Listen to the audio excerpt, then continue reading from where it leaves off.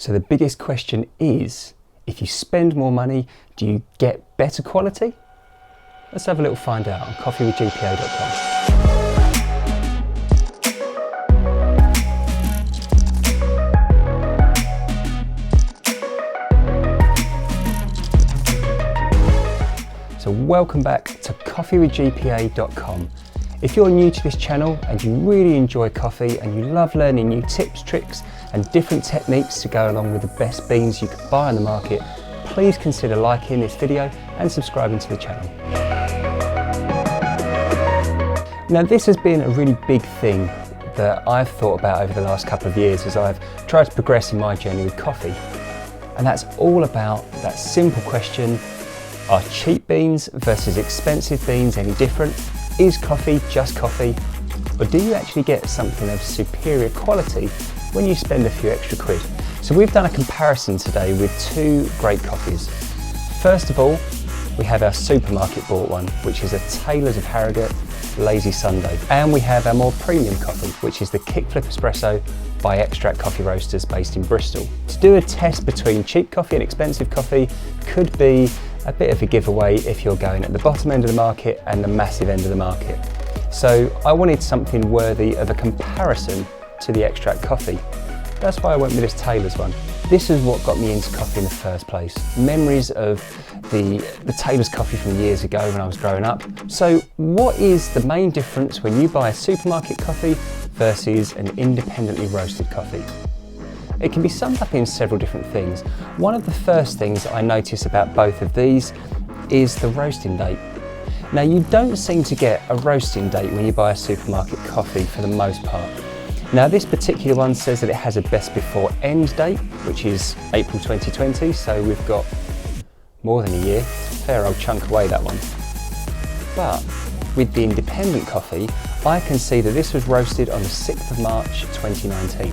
Now that's a big difference when you're looking to find the very best quality coffee. Understanding when it was roasted and when you can start enjoying it at its absolute peak. Now we know that coffee takes a few days after roasting to degas and kind of settle itself out so you can enjoy it at the very best that it can be, at the peak of its quality. But you don't ever know that with a supermarket coffee. For all I know, this could have been roasted several months ago. It's a bit pot luck when you buy it off of the supermarket shelf. So that's one main reason. The second reason, you learn a lot more about coffee by going independent, on the basis that they're so keen to tell you about the upbringing of coffee, who created it, where it's created, the identification behind the type of beans that they are, even the plantation that they were from. You don't really get that so much unless you dive deep into the website of some of the supermarket branded coffee beans themselves.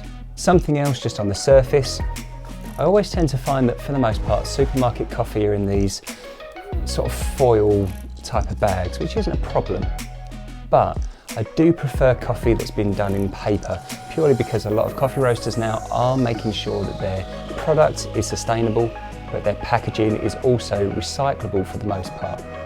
It's not to say that this isn't, but there's definitely a lot more availability and awareness of what independent roasters do with their packaging alongside their product.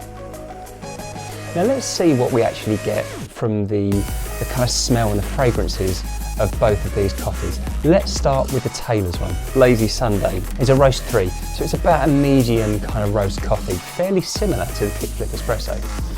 You do get some of those slightly more caramel and chocolate notes in there. It is a South American blend, this particular one. So it doesn't smell unpleasant, it actually smells nice. And if you're after a really simple but enjoyable coffee that isn't going to cost you the earth, then actually it isn't a bad coffee to buy, especially if you've run out and you need something a bit quick.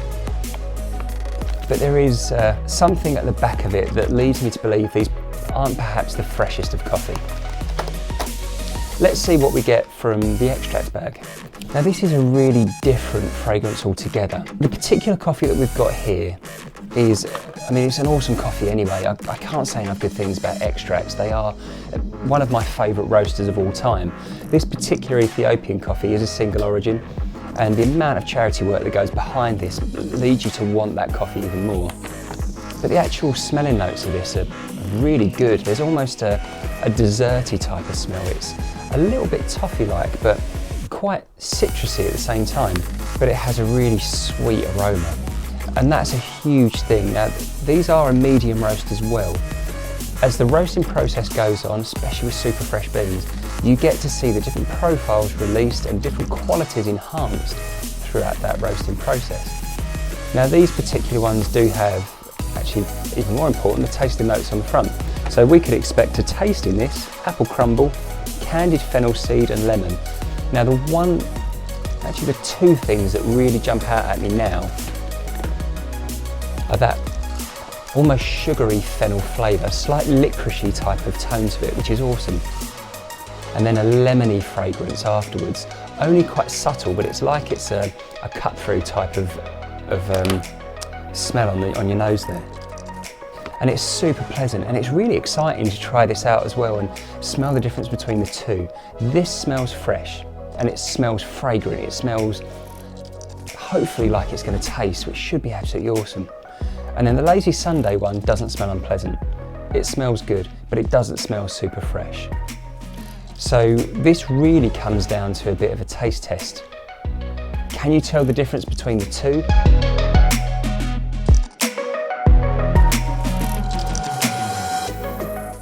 Awesome, so we have our two coffees there, our cheaper end of the market, the Taylor's Lazy Sunday, and our more expensive end of the market, the Extract Kickflip Espresso. Now let's bear in mind the price first of all. For a 229 gram bag of the Taylor's coffee, you're going to be looking at a huge £3.50. So if you get around 10 to 15 cups out of a bag of that, if you are doing on a machine like this, it's pretty good value for money. Our Kickflip Espresso is going to set you back around £8 for a 250 gram bag. So for about the same amount of coffee, you are going to be looking at a higher price point. But does that price warrant itself when you look at three things? The colour of the coffee, the aromas from the coffee, and then the taste of the coffee. Well, we can see that one of them is clearly fresher than the other. This is our Taylor's. It has a fairly dark, kind of almost like solid brown colour on the inside of that, versus our slightly clearer Extract coffee. It's still got a good crema on top of that as well. So that leads me to believe that this is, and we know the roast date anyway, but it's definitely the fresher of the two coffees. That one appears to be as though it doesn't seem too fresh, but that's just in the colour. We'll just focus on the Taylor's coffee. Now, as we said, a fairly dark colour of that one. Now, there appears to be quite a lot of sediment at the bottom of it as well. That probably is just the way that I made it, but it is dark. Now, when we give it a bit of a smell, now it's definitely got a bit of a metallic-y sort of tang to it as well. It's very much almost like a carbony type of smell. It's not horribly unpleasant. I suppose you start to get used to coffees tasting a certain way and smelling a certain way when you go independent. So maybe going to something perhaps a fraction older, a bit more generic, is going to be a bit tricky and maybe a bit of an unfair comparison. And both of these coffees have been allowed to cool for just a moment or so, just so that it enhances those flavours as well. So actually it's a little bit of a bitter taste, but it's not unpleasant at all. This is one of the first coffees that I really tried when I was becoming a bit addicted or enthusiastic, shall we say, about coffee. So I have got a little bit of an affinity for this particular one.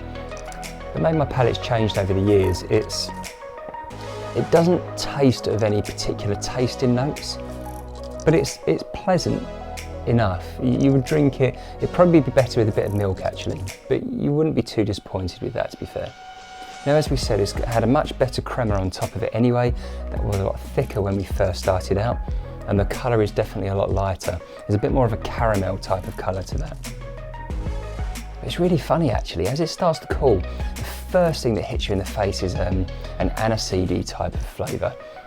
Very much the same as if you smell a bag of, remember those little aniseed sweets that you used to be able to get at garden centres and craft fairs? That's the first thing. It's just completely different. That is really exciting. As you drink that, you can taste the things that are mentioned on the front of this. Now, I would say that the aniseed type of flavour, as it says there, the candied fennel, that kind of licoricey taste is one of the first things that you notice. But then there's like a lemon curd type of taste to it. Slightly citrusy, and it feels like quite a cutting taste. but it's also quite creamy as well. It doesn't feel unpleasant, you know, it doesn't make you sort of want to wince when you think of lemon.